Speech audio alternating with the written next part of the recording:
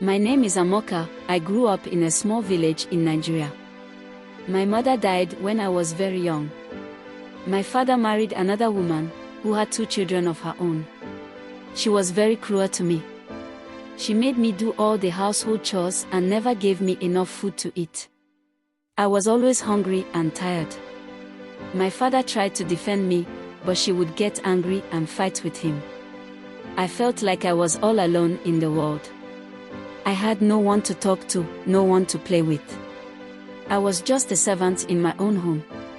But I never gave up. I kept praying and hoping that one day, things would get better. One day, the prince of our community came to our village. He was very handsome and kind. He saw me sitting by the river, crying. He came to me and asked me why I was crying. I told him everything, how my stepmother treated me, how I felt alone and unhappy.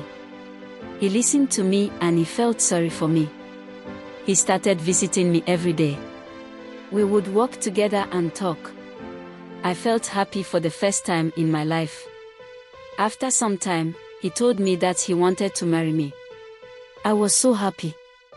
I couldn't believe that the prince of our community wanted to marry me, a poor girl who was treated badly by her stepmother. We got married in a big ceremony. Everyone in the village came to celebrate with us. I wore a beautiful dress and the prince wore a handsome suit. After we got married, I became a princess. I lived in a big palace with the prince. We had many servants who did all the household chores.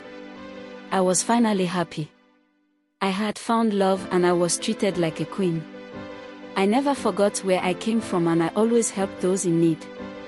The prince and I had many children and they were all princes and princesses.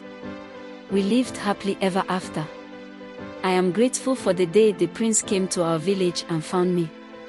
He changed my life and made me happy. I will always love him.